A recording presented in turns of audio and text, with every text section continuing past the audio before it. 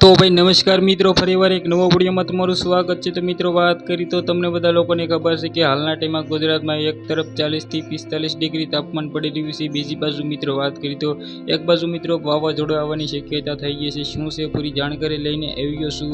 તમને બધા લોકોને ખબર છે કે હાલના ટાઈમમાં ગુજરાતમાં ઘણું બધું એમ કીધું ગરમી વધી રહી છે, પરંતુ મિત્રો તેના વિશે ભાઈ સોશિયલ મીડિયામાં ઘણા બધા એવા વિડીયો વાયરલ થઈ રહ્યા છે કે ગુજરાત તરફ મિત્રો વાવાઝોડું આવવાનું છે। શું છે માહિતી લઈને આવી ગયો છું। સૌથી પહેલાં આપણી ચેનલમાં નવા છો તો લાઈક કરો, શેર કરો, સબસ્ક્રાઈબ કરવાનું બિલકુલ ભૂલતા નહીં। તમારા બધા લોકોનો ટાઈમ મારે બગાડવો નથી, વિડીયો કરી છે બા ચાલો। જે રીતે મિત્રો વાત કરીએ તો તમને બધા લોકોને ખબર છે કે સૌથી વધારે વાવાઝોડા સર્જાતા હોય છે તો તે છે બંગાળની ખાડીમાં। તેવી જ રીતે આ વખતે મિત્રો બીજી વખત એમ કહીએ તો સર્જાયું છે વાવાઝોડું। આ વાવાઝોડું વિશે વાત કરીએ તો 27 ને 28 તારીખે મિત્રો પશ્ચિમ બંગાળમાં પડી શકે છે।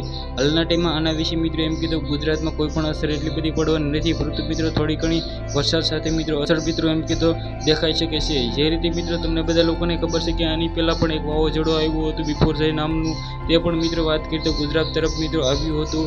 હાલના ટાઈમમાં મિત્રો આ વાવાઝોડું છે તે મિત્રો એમ કીધું ગુજરાતમાં આવવાની શક્યતા નથી। તમારે કોઈ પણ ડરવાની જરૂર નથી, કારણ કે મિત્રો હાલના ટાઈમમાં ઘણા બધા લોકો ડરાવી રહ્યા છે કે વાવાઝોડું ગુજરાત તરફ આવશે, પરંતુ એવું નથી ભાઈ।